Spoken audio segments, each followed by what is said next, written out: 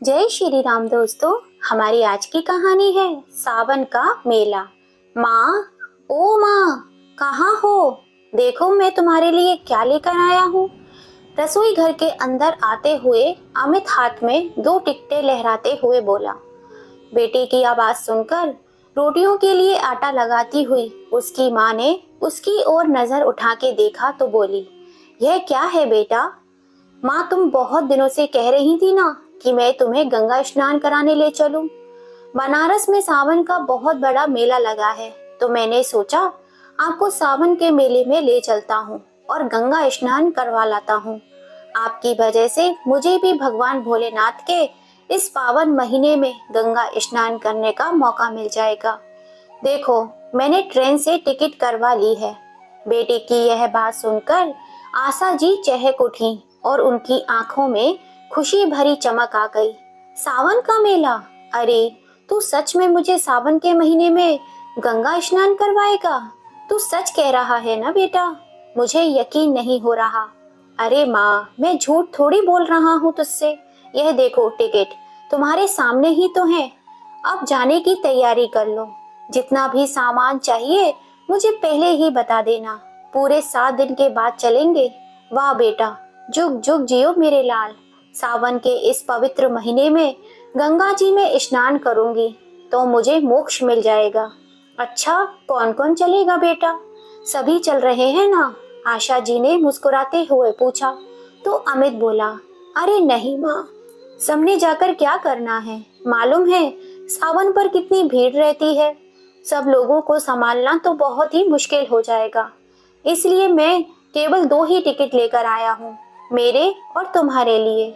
बेटे की इस बात को सुनते ही आशा जी की नजरें अपनी बहू गीतांजलि की ओर गई और सोचने लगी कि बेटे के साथ मैं अकेले जाऊंगी तो बहू तो नाराज हो जाएगी। फिर बोली, अरे अमित बेटा, लेकिन इतनी उम्र में तू अकेला मुझे कैसे संभालेगा? घर में तो मैं जैसे तैसे अपना काम कर लेती हूँ, लेकिन बाहर तो मेरा उठना बैठना भी बहुत मुश्किल हो जाएगा। घड़ी घड़ी मुझे सहारे की जरूरत पड़ेगी। तभी उनकी बहू गीतांजलि बोली, अरे अम्मा, अब यह आपको ले जा रहे हैं तो संभाल भी लेंगे, और फिर हम कहीं ना कहीं तो जाते ही रहते हैं, फिर कभी और चले जाएंगे। और यह भी तो सोचिए कि सावन के मेले में गंगा स्नान करने का मौका हर किसी को नहीं मिलता। आप बहुत नसीब वाली हैं जो आपको मिल रहा है। फिर आशा जी बोली, लेकिन बहू, अमित को मुझे संभालने में परेशानी होगी तो? उनकी यह बात सुनकर उनका बेटा अमित हंस पड़ा और बोला, माँ, अब तुम्हें अपने बेटे पर विश्वास भी नहीं है? अरे, जैसा आप मेरे बचपन में मेरा ख्याल रखती थी, वैसे ही मैं भी आपका ध्यान रखूंगा। आपका हाथ मैं कभी नहीं छोड़ूंगा। खूब अच्छे से आपको मेला दिखाऊंगा। अमित की यह बात पर सब लोग हंसने लगे और आशा जी प्रसन्न हो गई। उनकी बहुत समय से चली आ रही इच्छा आज पूरी होने जा रही थी। कितनी बार अमित से कह चुकी थी कि मरने से पहले एक बार मुझे सावन का स्नान करा दे। अगर सावन पर नहीं ले जा सकता तो ऐसे ही बनारस ले चल, लेकिन एक बार गंगा स्नान करवा दे तो मेरी अंतिम इच्छा पूरी हो जाए। लेकिन वक्त गुजरता रहा और बात चलती बनी, परंतु आज जब अमित ने अपने आप कहा तो उनका मन प्रसन्नता से नाच उठा। आज तो वे अपने बेटे और बहू को आशीर्वाद देते थक नहीं रही थी। बनारस जाने के लिए वे दोनों ट्रेन में बैठ गए, पर आशा जी का तो सफर में बुरा हाल हो रहा था। 2 दिन और 1 रात का सफर था। बेटे का हाथ थामे बार बार बाथरूम जाती, लेकिन जैसे ही ट्रेन खिसकने लगती तो पांव डगमगाने लगते। किसी तरह गिरती पड़ती सीट तक पहुंच पाती थी। अरे माँ, संभालो अपने आप को, अभी तो सफर शुरू ही हुआ है, आगे कैसे करोगी? हाँ बेटा, कोशिश कर रही हूँ संभालने की, पर उम्र हो गई है ना, हाथ की पकड़ भी ढीली हो चुकी है और पाँव भी डगमगा जाते हैं। बेबस होते हुए आशा जी बोली तो अमित ने कहा, कोई बात नहीं माँ, मैं हूं ना तुम्हारे साथ, मैं सब संभाल लूंगा। यह सुनकर आशा जी की आंखें ममता भरे आंसुओं से भर उठी। रात के समय ट्रेन की छुक छुक और सीटी की आवाज ने सोने भी नहीं दिया। रह रह कर सोचती कि बेवजह ही मैंने अमित को तंग कर दिया। वह भी पूरी रात जागता ही रहा। इससे तो अच्छा होता गंगाजल घर पर लाकर उसी से नहा लेती। अब मुझे समझ में आ रहा है कि क्यों अमित हर बार मेरी गंगा नहाने की बात को टाल देता था। खैर, भगवान का नाम जपते जपते किसी तरह सफर पूरा हो गया।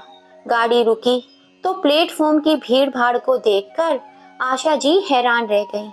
अमित ने दोनों थैले अपने कंधे पर लटकाए और अपनी माँ का हाथ पकड़कर स्टेशन से बाहर ले आया। उसी समय काली घटाएं छाने लगी और ठंडी ठंडी हवाएं चलने लगी। अरे बेटा, मुझे तो बहुत ठंड लग रही है। यह मौसम को भी आज ही बिगड़ना था क्या? ना जाने कब बरसने लगेगा। माँ की यह बात सुनकर अमित बोला, माँ, थोड़ी देर हम स्टेशन पर ही बैठते हैं। मौसम ठीक होने पर ही बाहर निकलेंगे। थोड़ी देर बाद अमित उठकर कहीं चला गया और जब लौटकर आया तो उसके हाथों में 2 चाय के कुल्हड़, गर्मा गर्म पकौड़े की थैली थी। माँ बेटे ने वहीं बैठकर सुकून से चाय पी और पकौड़े खाए। थोड़ी ही देर में आशा जी को नींद आने लगी तो वहीं टेका लगाकर आंखें मूंद ली। करीब 1 घंटे के बाद जब बारिश थम गई और सूरज निकल आया तो बारिश के कारण रेलवे स्टेशन पर जो भीड़ बढ़ गई थी वह भी अब छटने लगी थी। दोनों माँ बेटा एक ऑटो रिक्शा पकड़कर सावन के मेले तक पहुंच गए। मेले की शुरुआत में ही रिक्शे वाले ने उन्हें बाहर उतार दिया था। करीब 1-1.5 किलोमीटर पैदल चलकर गंगा घाट तक पहुंचे तो गिरते पड़ते बड़ी मुश्किल से उन्हें एक डेरे पर जगह मिल पाई। अमित ने वहीं चादर बिछाकर अपना सामान रख दिया और माँ का हाथ पकड़कर गंगा नहाने ले गया। आशा जी ने अपने जीवन भर में इतनी भीड़ कभी नहीं देखी थी। कहीं लाउड स्पीकर शोर मचा रहा था तो कहीं भजन चल रहे थे, कहीं गंगा मैया की जय जयकार करते लोग घूम रहे थे तो कहीं साधु संतों के प्रवचन। आगे बढ़े तो झूले वाले, खिलौने वाले, पूरी कचौरी और मिठाई की दुकान, धार्मिक किताबें और तस्वीरों की दुकान थी। हर जाति और धर्म के लोगों को देखकर वे हैरान रह गए। उन्हें ऐसा लग रहा था जैसे वे किसी दूसरी ही दुनिया में पहुंच गए हों। यह सब देखते हुए वह अपने बेटे अमित का हाथ कसकर थाम लेती हैं। रास्ता बनाते बनाते अमित उन्हें किनारे तक लेकर आया, परंतु यहाँ भी भीड़ ही भीड़ थी। अमित ने हाथ पकड़कर अपनी माँ को गंगा में स्नान करवाया और फिर खुद भी स्नान किया। गंगा फूल और प्रसाद चढ़ाया तो ना जाने कब से मन में बसी आशा जी की अभिलाषा पूरी हुई। खुशी के मारे उनके आंसू ही निकल आए थे। हाथ जोड़कर प्रार्थना की, हे गंगा मैया, मेरे अमित जैसा बेटा हर माँ को देना। आज उसी के कारण तो मैं आपके दर्शन कर पाई हूँ। ऐसा कहते हुए आशा जी ने थोड़ा गंगा जल एक बोतल में भर लिया और जाते समय गंगा मैया को प्रणाम किया कि पता नहीं दोबारा गंगा मैया के दर्शन कभी कर पाऊंगी भी या नहीं। अमित ने अपनी माँ को मेला घुमाया और खूब खिलाया पिलाया। फिर आशा जी बोली, बस बेटा, अब मैं बहुत थक चुकी हूँ, अब और नहीं चला जाता इन बूढ़ी हड्डियों से। तो अमित माँ के कहने पर उन्हें डेरे पर वापस ले गया।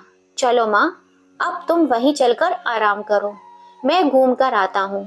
ऐसा कहते हुए अमित ने अपने पास अपनी जेब में से कुछ रुपए निकाले और अपनी माँ के हाथ में थमा दिए। अरे बेटा, मैं इन रुपयों का क्या करूंगी? तो तू तो है ही ना मेरे पास, और वैसे भी मेरी साड़ी के पल्लू से 500 का नोट बंधा हुआ है। ऐसा कहते हुए आशा जी उसे पैसे वापस देने लगी तो अमित बोला, अरे नहीं माँ, रख लो, वक्त बेवक्त काम आ जाते हैं। कुछ खरीदने का मन होता है या कहीं मेले में मेरी जेब कट गई तो। अमित का ऐसा कहने पर आशा जी ने रुपये रख लिए, यह सोचते हुए कि मेलों में चोर उचक्के और बहुत से ठग घूमते रहते हैं और लोगों को बुद्धू बनाकर लोगों की जेब साफ करके कब निकल जाते हैं पता ही नहीं चलता। अमित अपना थैला लेकर चला गया और आशा जी वहीं पर अपना थैला सर के नीचे लगाकर चादर पर लेट गई। आज उनका मन बहुत ही संतुष्ट था। अमित ने भी उनका खूब ध्यान रखा था। लेटे लेटे ही उनकी आंख लग गई, लेकिन जब आंख खुली तो देखा सूरज अस्त हो रहा था। इधर उधर देखा तो अमित अभी तक लौटा नहीं था। उनके माथे पर चिंता की लकीरें उभर आई थी। अनजानी जगह और अनजाने लोग। अपने अमित के बारे में पूछूं भी तो पूछूं किससे? आखिर अमित को इतनी देर कहाँ हो गई?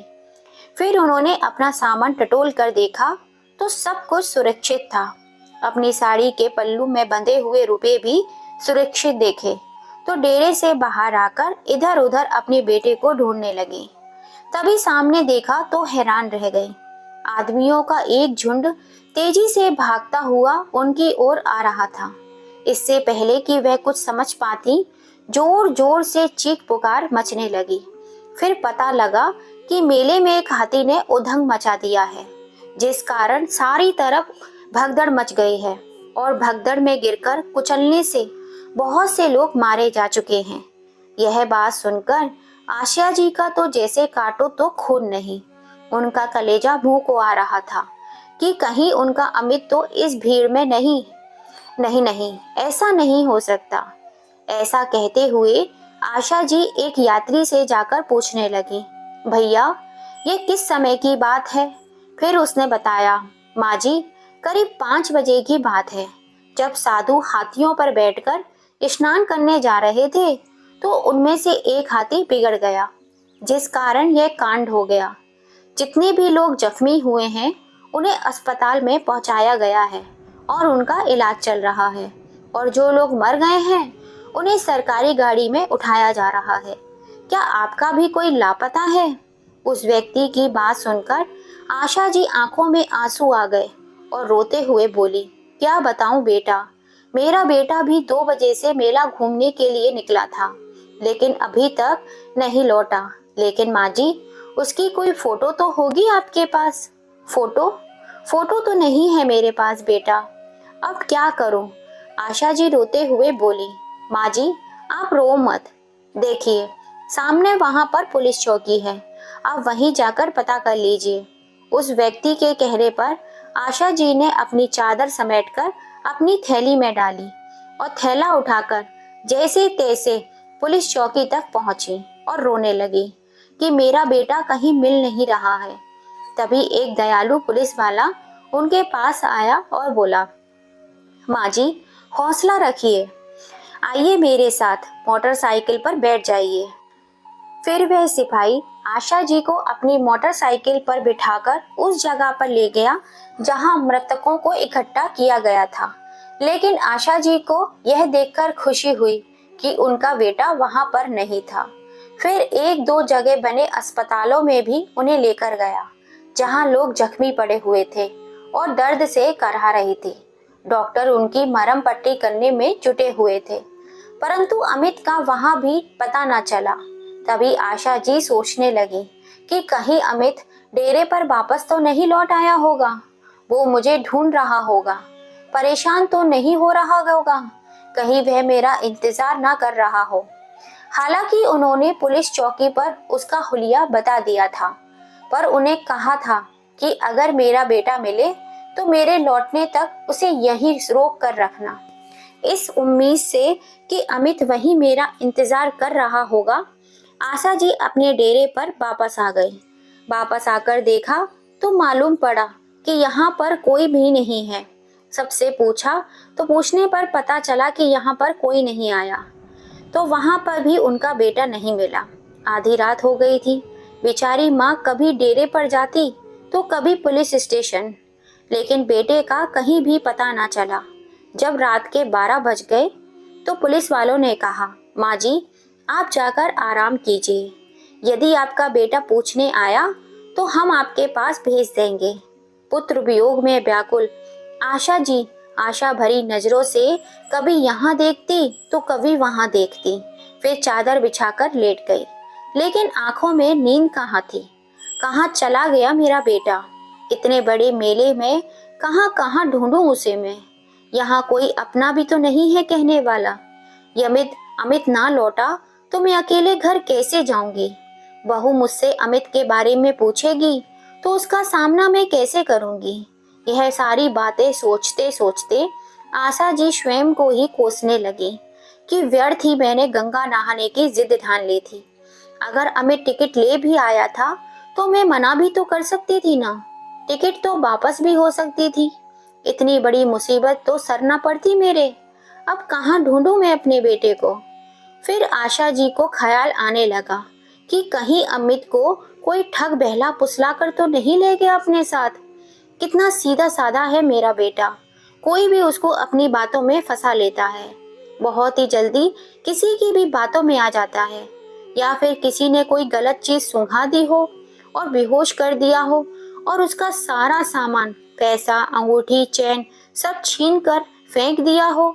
यह सोच सोच कर आशा जी अंदर ही अंदर चिंता के मारे घुली जा रही थी। मन में उठने वाली आशंकाओं का अंत ही नहीं हो रहा था। अगले ही दिन जब सुबह हुई तो आशा जी नहाना धोना भूलकर सीधा चौकी पहुंच गई और एक ही दिन में पुलिस वालों के लोग उन्हें पहचानने लगे थे। देखते ही बोले, आइए माँ जी, क्या आपका बेटा लौटा नहीं अभी तक? तभी आशा जी रोते हुए बोली, कहाँ देखूं, तुम ही ढूंढ कर ले आओ ना मेरे बेटे को। एक माँ की दुआएं लगेंगी तुम सबको। आशा जी का रो रो कर बुरा हाल हो रहा था। फिर पुलिस वाला बोला, अम्मा धीरज धरो, हम कुछ करते हैं। सभी डेरों में अनाउंसमेंट करवाते हैं। आपका बेटा मेले में जहाँ भी होगा तुरंत दौड़ा दौड़ा चला आएगा। आप ऐसा कीजिए, अपना नाम और पता लिखवा दीजिए और फिर जाकर स्नान ध्यान कीजिए। जल्दी ही मिल जाएगा आपका बेटा। भगवान पर भरोसा रखिए। अब तो पुलिस वालों को भी आशा जी से हमदर्दी हो गई थी। रोती बिलखती बेचारी बूढ़ी माँ डेरे में वापस लौट आई। जैसे तैसे करके गंगा में स्नान भी कर लिया। मन ही मन प्रार्थना करती रही, हे गंगा मैया, मेरे अमित को जहाँ भी हो उसे कुशल पूर्वक उसको सही रखना। वहीं तेरे दर्शन कराने के लिए यहाँ तक लेकर आया था मुझे, और वही हाथ छुड़ाकर ना जाने कहाँ गुम हो गया है। और मुझ बूढ़ी को समझ नहीं आ रहा कि अब मैं क्या करूं। हे भगवान, आप ही कोई अब चमत्कार करो। मेरा खोया हुआ बेटा मुझे वापस मिला दो, तो वापस जाकर बहू को मुंह दिखाने लायक बन सकूं। पूजा अर्चना से निपटकर आशा जी हर आने जाने वाले व्यक्ति को आशा भरी निगाहों से देखती जा रही थी। दूर दूर तक उनकी निगाहें आने जाने वालों का पीछा करती कि कहीं अमित दिख जाए। घाट पर बैठे बैठे शाम हो गई। अब तो पेट में मरोड़ भी पड़ने लगी थी। कल शाम से ना तो भोजन का एक निवाला पेट में गया था और ना ही पानी की एक बूंद। फिर ध्यान आया कि अगर मैं खुद ही बीमार पड़ गई तो अपने बेटे को कैसे ढूंढूंगी। उसे ढूंढना है तो खुद को स्वस्थ रखना ही होगा, नहीं तो यहाँ ऐसा कौन बैठा है जो मुझे मन मोहार करके खाना खिलाएगा। ऐसा सोचते हुए पास में चल रहे भोजनालय पर आशा जी पहुंच गईं और वहां से एक प्लेट आलू की सब्जी और 2 रोटी लेकर खाकर पानी पिया तो कलेजे पर थोड़ी शांति मिली और अपने बेटे के लिए 4 रोटी बंधवा ली कि कहीं अमित मिल गया तो बेचारा कल से भूखा प्यासा होगा।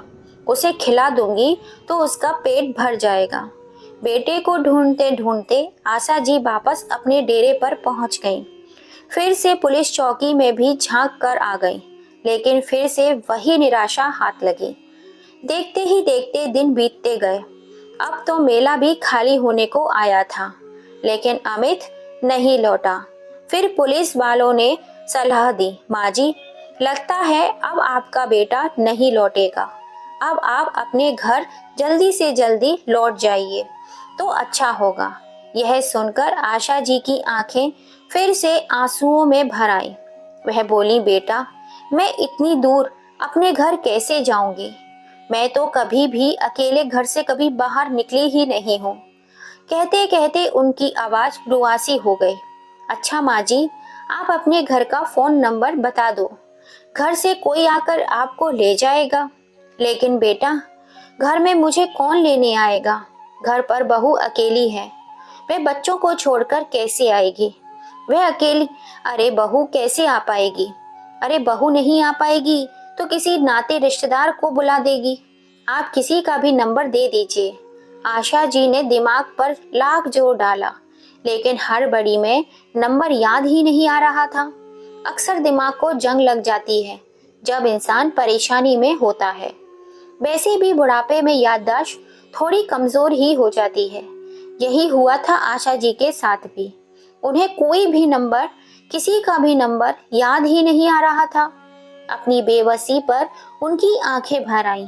उसी समय एक यात्री पुलिस चौकी के बाहर से गुजर रहा था, तो उसका ध्यान वहां बैठी आशा जी की ओर गया, जो फूट फूट कर रो रही थी। उसने पुलिस वालों से वृद्धा के रोने का कारण पूछा, तो सारी बात सुनकर वह यात्री बोला, आप अम्मा को मेरे साथ भेज दीजिए, मैं भी वहीं का रहने वाला हूँ। मैं शाम 6 बजे की ट्रेन से अपने घर वापस जा रहा हूँ। आप कहें तो उन्हें अपने साथ ले जाऊंगा और उसके बाद उनके गांव जाने वाली बस में उन्हें बिठा दूंगा। वह आराम से अपने गांव पहुंच जाएंगे। पुलिस वालों ने आशा जी को उस अनजान व्यक्ति के साथ रवाना कर दिया और उसका पता और फोन नंबर अपने पास रखकर लिख लिया। आशा जी उसके साथ जा तो रही थी, पर मन के किसी कोने में एक डर भी था कि कहीं ये व्यक्ति कोई ठग तो नहीं।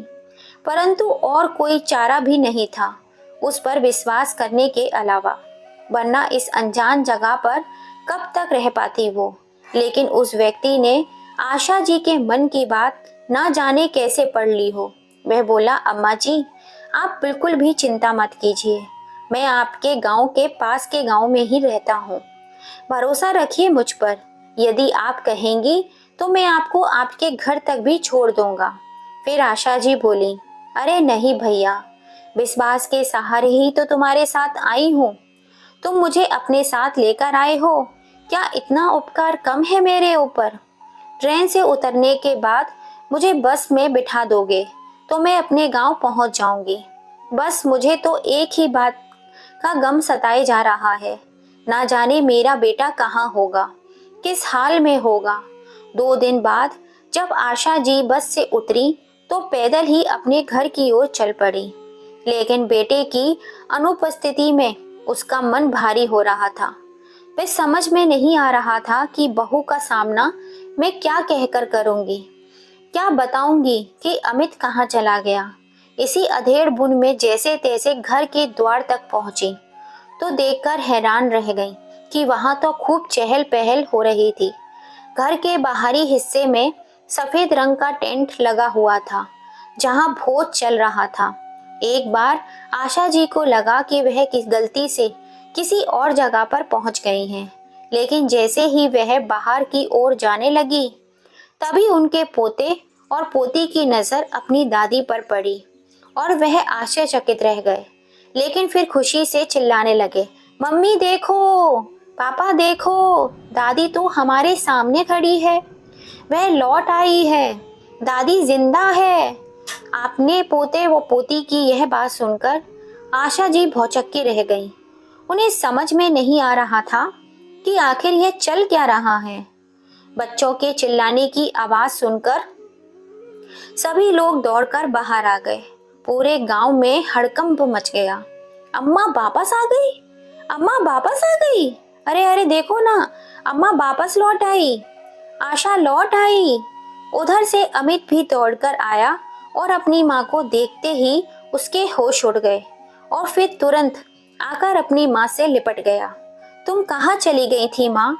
उसी समय उनकी बहू गीतांजलि भी दौड़ी दौड़ी आई और अपनी सासू माँ से लिपट गई। पता है माँ, कितने दिनों से हमारा रो रो कर बुरा हाल हो रहा था।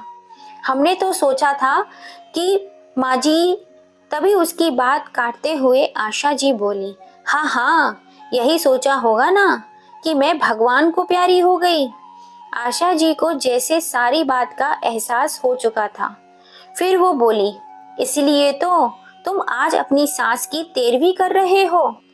एक बार तक मुझे ढूंढना तुम लोगों ने जरूरी नहीं समझा, सोचा होगा बुढ़िया मर गई होगी। और अमित तो तुम मुझे वहां निर्जन स्थान पर छोड़कर, अनजाने लोगों के बीच में छोड़कर यहाँ चले आए। मुझसे पीछा छुड़ाने का यही रास्ता सूझा तुम लोगों को? यही सोचा होगा ना, अकेली बुढ़िया औरत वापस घर कैसे आ पाएगी, वही मर खप गई होगी। हे भगवान! ऐसा कहते हुए आशा जी वहीं जमीन पर अपना सर पकड़कर बैठ गई। फिर बोली, अरे मैं तो पागल हो उठी थी, घाट घाट पर तुझे ढूंढती फिर रही थी। फिर अमित बोला, ऐसा नहीं है माँ, मैंने तुम्हें कहाँ कहाँ नहीं ढूंढा, ना जाने कहाँ कहाँ मैंने आपने आपके नाम की घोषणा करवाई, पर आप मुझे कहीं नहीं मिली। तभी आशा जी ने कहा, भगवान का इतना ही शुक्र है कि तुम ठीक ठाक हो। मुझे तुझे देखकर मेरी जान वापस लौट आई है। उसी समय बेटा और बहू दोनों एक दूसरे की आंखों में देखते हुए बोले, अब यह दावत माँ के लौट आने की खुशी में है। अब खुशी से खाना खाओ, हमारी माँ वापस आ गई है। ऐसा कहते हुए अमित खुशी से नाचने लगा, तो दूसरी ओर गांव की औरतों ने कानाफूसी करने लगी। लेकिन थोड़ी ही देर में सब लोग गीतांजलि और अमित को बधाई देने लगे और बोले, गीतांजलि, अच्छा ही हुआ जो तुम्हारी सासू माँ लौट आई, नहीं तो तुम क्या क्या सोच रहे थे। और वह बेचारी ना जाने कहाँ कहाँ भटक रही होगी। बड़ी हिम्मत वाली है जो इतनी दूर से अकेले लौट आई। फिर दूसरी औरत बोली, चाको राखे साइयां, मार सके ना कोई। खैर, जितने मुंह उतनी बातें। लेकिन सब बातों का एक ही जवाब था कि आशा जी कुशल अपने घर पर लौट आई थी। वे सभी रिश्तेदार जो आशा जी के दुख में शामिल होने आए थे, उनके पांव छूने लगे। और तभी किसी ने ढोल वालों को बुला लिया। ढोल नगाड़े बजने लगे और सब लोग अपनी मस्ती में नाचने कूदने लगे। माहौल एकदम से बदल गया था। उधर अपने बेटे अमित को अपने सामने सुरक्षित देखकर आशा जी भी सब कुछ भूल गईं। भगवान ने उसकी मनौतियां मान ली थी। अब भगवान पर उनका विश्वास और भी दृढ़ हो गया था। सभी रिश्तेदार और पड़ोसी खा पीकर अपने अपने घर चले गए थे। आशा जी और उनके बेटे बहू भी अपने अपने कमरों में जाकर सो गए थे। कितने दिनों बाद आज आशा जी निश्चित होकर सुकून से सो रही थी। लेकिन अचानक ही उनकी रात में नींद खुल गई। उनका गला सूख रहा था। पानी पीने के लिए उठी तो देखा कि अमित के कमरे की बत्ती जल रही थी और धीरे धीरे कुछ बोलने की आवाजें आ रही थी। आखिर यह लोग इस समय क्या बात कर रहे हैं?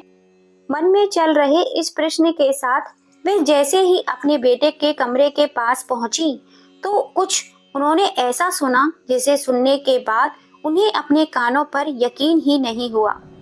गीतांजलि अमित से कह रही थी, तुमने तो कहा था कि मैं माँ को ऐसी जगह ठिकाने पर लगाकर आया हूँ कि उसके बाद तुम्हें उनसे हमेशा के लिए छुटकारा मिल जाएगा।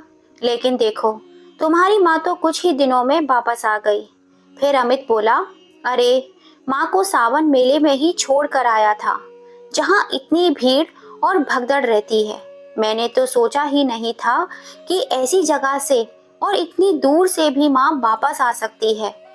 लेकिन गीतांजलि, जो हुआ अच्छा ही हुआ, क्योंकि जब से मैंने माँ को उस मेले में छोड़कर आया था, मेरी अंतरात्मा मुझे धिक्कार रही थी कि मैंने अपनी माँ के साथ ऐसा क्यों किया।